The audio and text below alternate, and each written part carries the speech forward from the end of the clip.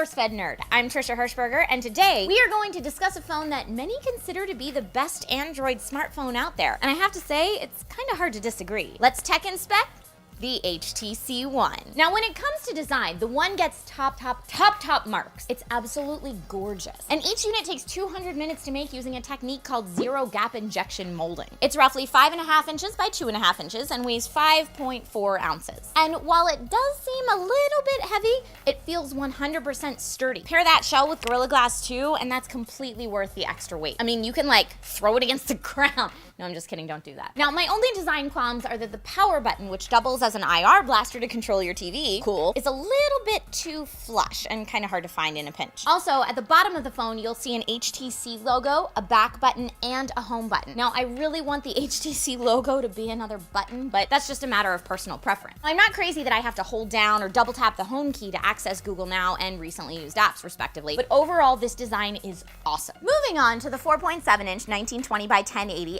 LCD3 screen, cramming 468 ppi, or pixels per inch. That is ridiculously good and by far the best out there on the market right now. The screen is a little bit brighter than its HTC predecessors, the DNA and the One X. The viewing angles are completely fantastic. The colors look great, but not quite as rich as you'd find on an AMOLED, though it's way easier to read in direct sunlight than my S3. This screen is gorgeous. Looks aside, let's get into the guts. Hardware specs include a super fast 1.7 gigahertz quad-core Qualcomm Snapdragon 600 and 2 gigabytes of RAM. Look, Ma!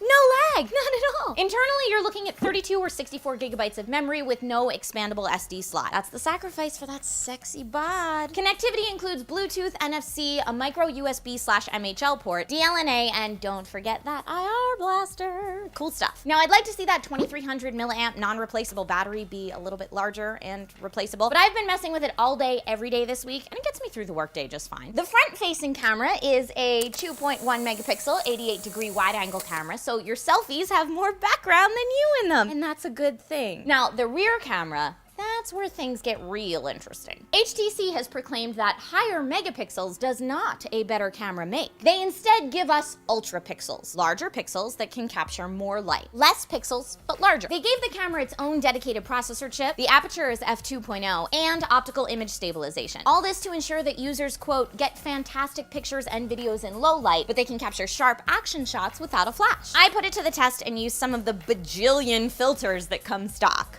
Check it out.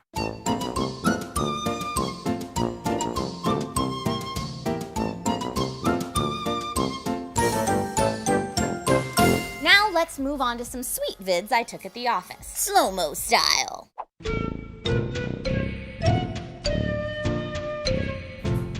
Okay, that's enough slow-mo. Thanks, Steve. Next vid? No, I'm often told that there's a pot of gold, but I don't see no bleeping rainbow and my coffee's cold. Now, when you watch the video, you might have noticed that the sound kicks ass. Boom Sound dual front stereo speakers with built-in amplifiers lead to the first phone speakers I am happy to turn all the way up.